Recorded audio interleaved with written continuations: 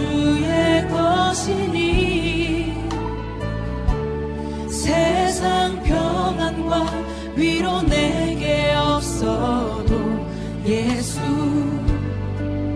오직 예수뿐이네. 그 신계획 다 볼 수도 없고 작은 고난. 저희가 지난주에는요, 우리가 모여야 하는 이유에 대해서 말씀을 나누고 특별히 교회로 모여야 하는 이유들을 살펴보았습니다. 우리가 모여야 하는 이유는 내가 교회이기 때문에, 교회의 한 지체이기 때문에 항상 함께 있어야 한다는 것이고, 또 우리가 모여야 하는 이유는 그 교회의 머리 대신 주님의 생각이어서 우리가 주님의 교회로 모여 주님 다시 오시는 그날까지 주님의 말씀을 순종하며 행하며 기다려야 하는 것을 알 수 있었습니다. 그리고 주님을 기다리는 동안에 지키고 해야 할 일이 우리 자녀들의 영혼과 세상에서 예수님을 믿지 않는 그들을 구원하여 제자 만들고 예배자로 세우는 것임을 다시 한번 확인할 수 있었습니다.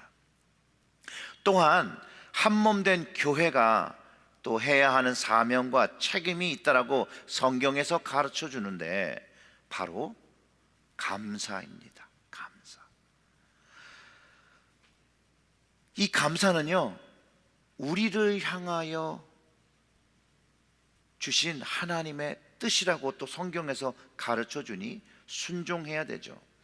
그런데 오늘 그 말씀 속에서 감사하라고 권면하는 이유가 초대교회의 모습 속에 감사의 모습을 가지고 잘 살고 은혜를 끼치며 덕을 끼치며 살았으면 이런 이야기가 없었을 텐데, 초대 공동체에서 문제가 되어진 것처럼 현대교회도 신앙의 삶 속에 감사가 없더라면 여전히 교회 공동체에 문제가 되어지고 주님의 복음 사역, 그 사역에 장애가 되어지는 것을 가르쳐주고 있습니다.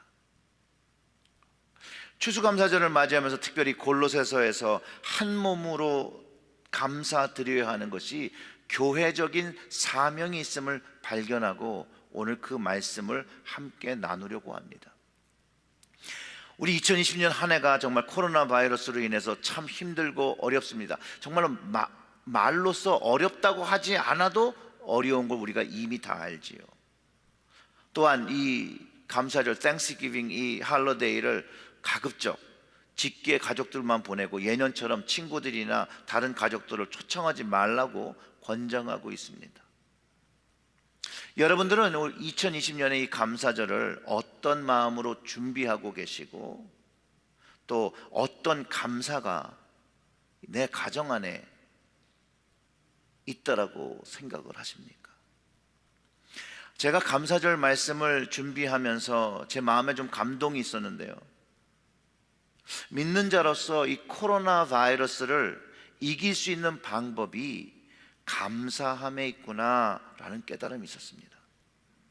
그리고 말씀을 찾아보니까 오늘 본문 말씀, 그 골로새 3장 말씀 속에 코로나 바이러스뿐만 아니라 환난과 핍박이 와도 승리하는 그 비결이 담겨 있는데 그것이 감사라는 거예요. 오늘 그 말씀을 나눠보도록 하겠습니다. 골로새 3장 15절의 말씀을 먼저 봅니다. 그리스도의 평강이 너희 마음을 주장하게 하라. 너희는 평강을 위하여 한 몸으로 부르심을 받았나니 너희는 또한 감사하는 자가 되라. 아멘.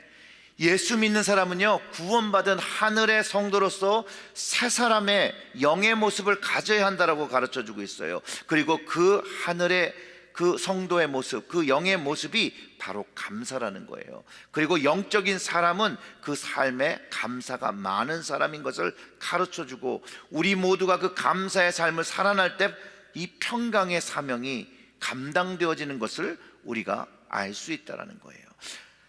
예수 그리스도의 평강이 우리의 삶, 또 교회를 다스릴 때 그 감사의 역사가 되어지고 그 감사의 힘을 갖게 되어지는 것을 가르쳐 줍니다.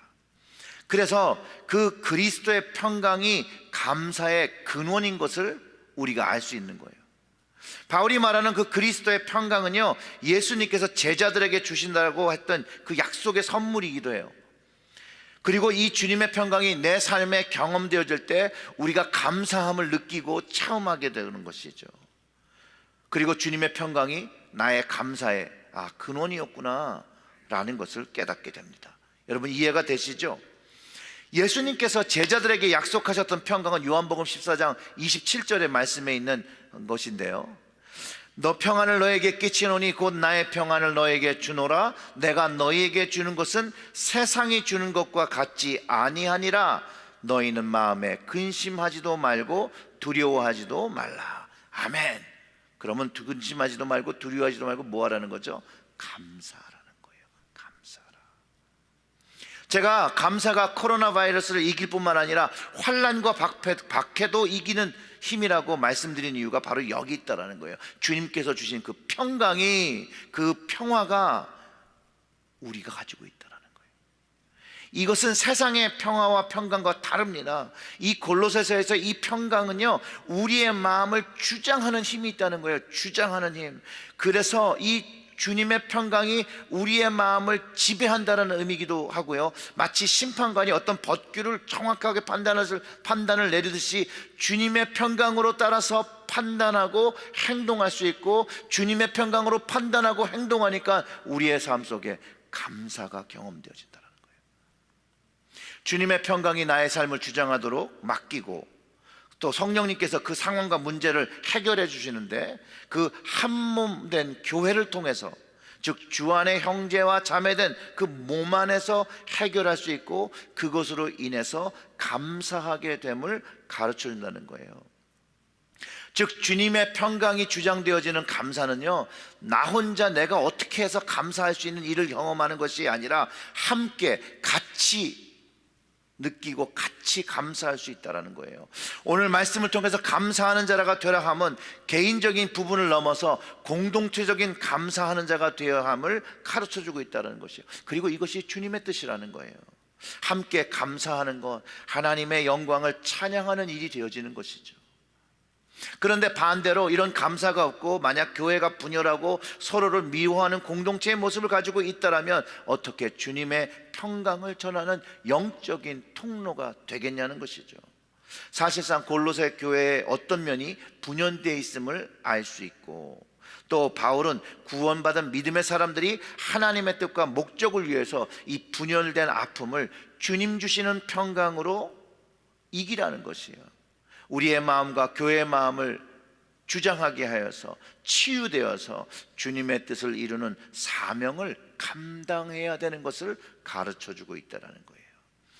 이 한 몸을 이루는 감사의 공동체가 되어질 때 궁극적으로 이 예수님의 평강이 이 땅의 빛과 소금처럼 필요한 영혼들에게 전달되어진다는 것이죠. 그리고 이 감사의 공동체가 전하는 영혼 구원의 메시지가 바로 코로나 바이러스로 아파하고 또 좌절한 사람들에게 소망의 메시지가 되어지고 복음의 메시지로 전해진다는 것을 가르쳐주고 있다는 거예요. 주님의 말씀은 치료제입니다. 우리 영혼의 묘약이죠. 이 주님의 말씀이 우리의 얼어붙은 아픔과 상처를 녹이고 그곳에 새로움을 주고 희망과 사랑을 채워주시는 능력이 이 주님 말씀 안에 담겨 있다는 거예요. 그렇기 때문에 그 주님의 평강이 나의 마음을, 우리의 교회를 주장할 수 있도록 맡겨야 한다는 것이죠. 예수 그리스도의 평강이 우리의 마음을 주장하시게 해서 감사의 공동체, 주님의 한몸 된 교회가 되어서 주님의 평강을 코로나 바이러스로 어려움 당하는 가정과 그 터전에 우리는 흘러내보내야 할 사명이 있다는 거예요. 주님의 말씀을 들을 때는요, 듣는 것만으로도 위로가 되어지고, 또 그 주님의 말씀이 경험되어질 때 내 영혼이 만져지는 것을 경험되어지고 우리는 영혼의 눈물을 흘리기도 합니다. 주님의 말씀이 선포되어질 때 마른 뼈에 생기와 혼이 돌아오게 하는 생명과 부활의 능력이 있다는 것이에요. 그래서 바울이 오늘 그 골로새서 3장 16절에 그리스도의 말씀이 너희 속에 풍성히 거하여 모든 지혜로 피차 가르치며 권면하고 시와 찬송과 신령한 노래를 부르며 감사하는 마음으로 누구를 찬양하라고요? 하나님을 찬양하라는 거예요. 그렇게 선포하는 거예요. 그리스도의 말씀은요, 우리의 마음을 감사와 거룩하게 만드는 거예요. 감사하게 만들고 거룩하게 만드는 것이에요. 그리스도의 말씀이 우리 속 그 마음에 풍성이 거하면 주님의 은혜를 경험하고 회복을 경험하고 그 말씀이 우리의 입술에 있어서 서로를 권면하며 가르치며 주님으로 인하여 더 기뻐하는 모습, 한 몸으로 감사하는 영적인 공동체를 만들 수 있다라고 가르쳐 주는 것이에요. 그리고 모여서, 예배로 모여서 뭐라는 거예요? 시와 찬송과 신령한 노래로 하나님께 감사하는 것을 드린다라는 것이에요. 자, 그리스도의 말씀은요, 우리 마음을 감사와 거룩하게 만드는 거예요.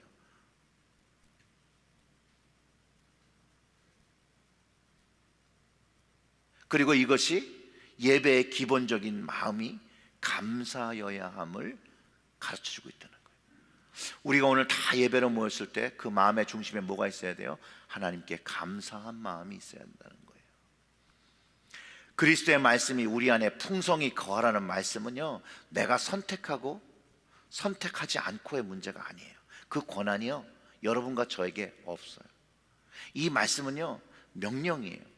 이것을 현재 명령으로 직역하면 그리스도의 말씀이 풍성히 거하여라 하며 주님의 말씀이 우리 마음속에 풍성히 있을 때 우리가 우리 삶 속에 있는 어려움들을 이기게 되는 것이라고 가르쳐 주는 것이죠. 코로나 바이러스를 승리하는 믿음을 가지게 된다라고 가르쳐 주신 거예요. 이것이 주님의 말씀이고 하나님의 말씀이고 우리 인간들에게 주시는 영원한 생명의 말씀이라는 것이에요. 여기에 우리의 삶의 해법이 담겨 있다는 것이죠.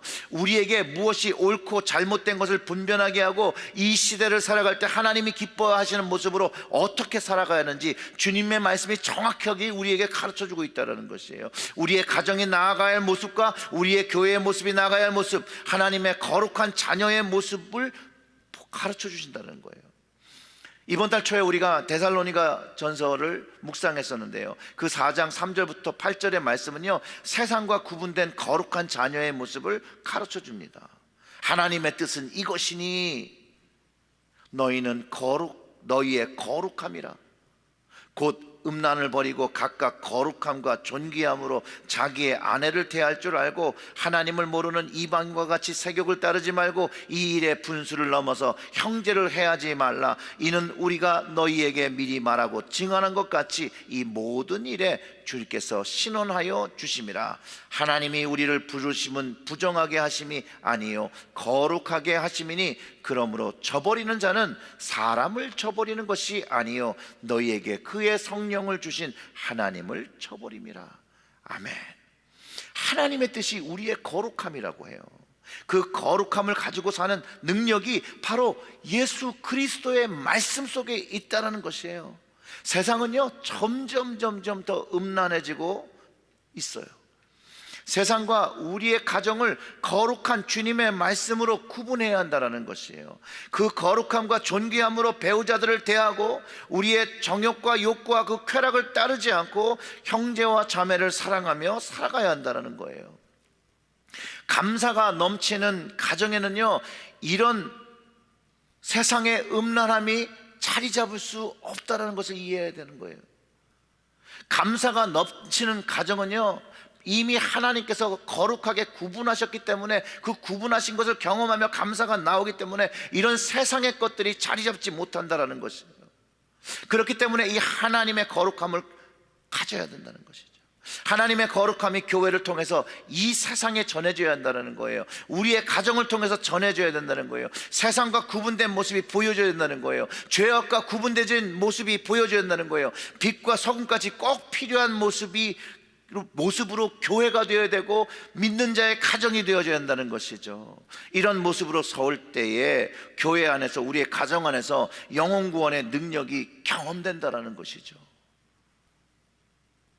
그리고 이 영혼 구원이, 이 영혼이 구원되는 기쁨이요, 우리의 감사 예배로 하나님께 올려줄 때 우리 하나님께서 얼마나 기뻐하시겠어요? 얼마나. 자, 우리의 사명이요, 한 몸 된 교회로 영혼을 구원하며 하나님께 감사의 예배, 찬송을 드릴 수 있는 거룩한 예배 공동체가 되라고 가르쳐주고 있다는 것이에요.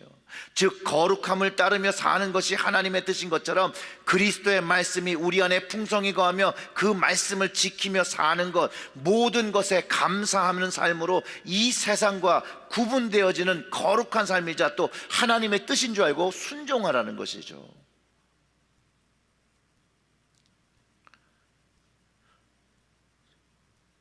골로새서 3장 17절의 말씀이 이렇습니다.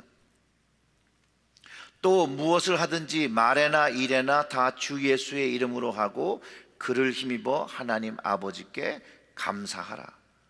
이 말씀을 보면요, 주님을 힘입어 범사에 아버지 하나님께 감사해야 합니다.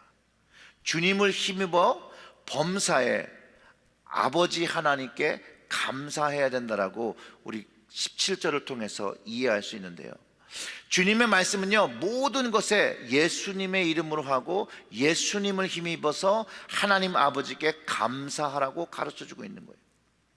즉, 모든 것, 궁극적인 감사를 다 하나님께 드려야 한다는 것이에요. 데살로니가전서 5장 18절의 말씀은 범사에 감사하라, 이것이 그리스도 예수 안에서 너희를 향하신 하나님의 뜻이니라. 아멘. 여러분 보세요, 범사, 모든 것에 감사하라, 이것이 그리스도 예수 안에서 우리를 향하신 하나님의 뜻이라잖아요. 그리고 감사하는 것이 하나님의 뜻. 사랑하는 체리얼제일교회 성도 여러분, 우리는 진실로 모든 것에 감사하고 있습니까?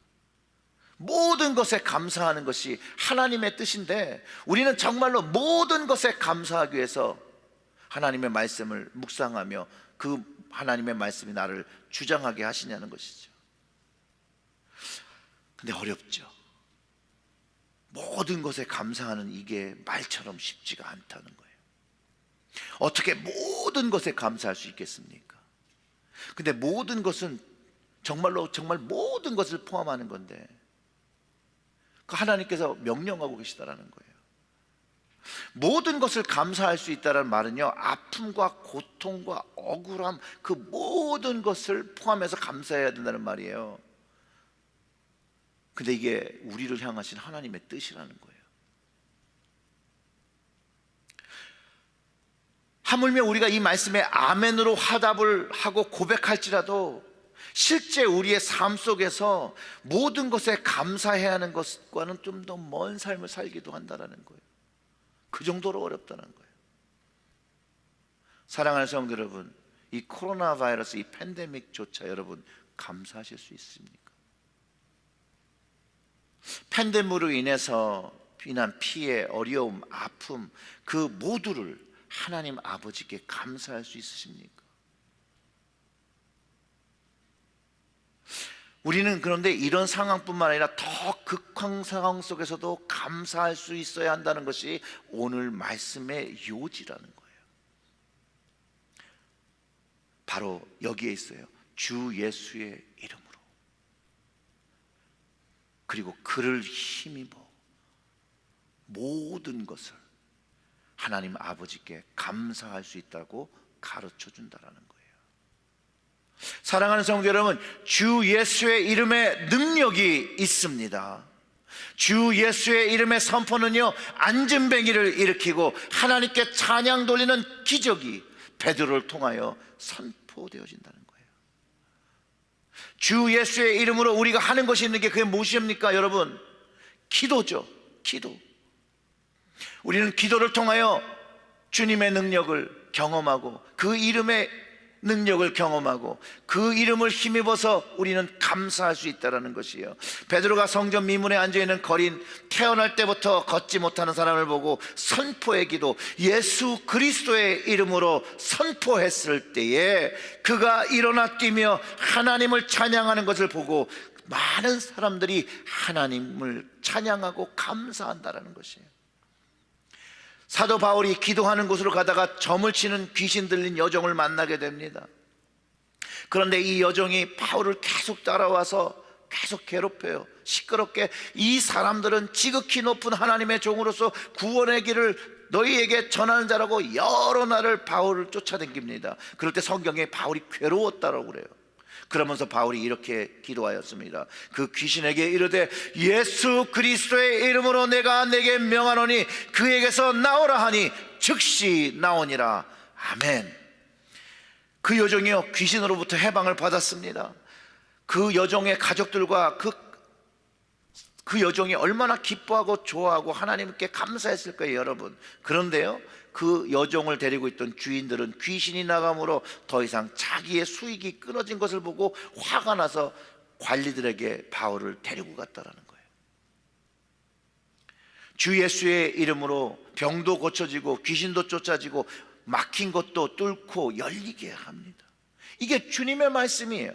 주님께서 이렇게 말씀하셨어요. 마태복음 7장 7절부터 8절의 말씀이 이렇습니다. 구하라 그리하면 너희에게 주실 것이요 찾으라 그리하면 찾아낼 것이요 문 두드리라 그리하면 너희에게 열릴 것이니 구하는 이마다 받을 것이요 찾는 이는 찾아낼 것이요 두드리는 이는 열릴 것이니라. 아멘. 사랑하는 성도 여러분, 주 예수의 이름으로 구하는 것과 찾는 것과 열린 것을 바라고 응답받는다는 걸 여러분 정말로 믿으십니까? 믿고 기도하면 그것이 경험되어 줄 압니다. 왜냐하면 주님께서 그 상황을 이기게 하시고 또 도와주시고 인도하신다는 것, 주님의 힘을 입어서 하나님 아버지께 감사할 수 있다는 거예요.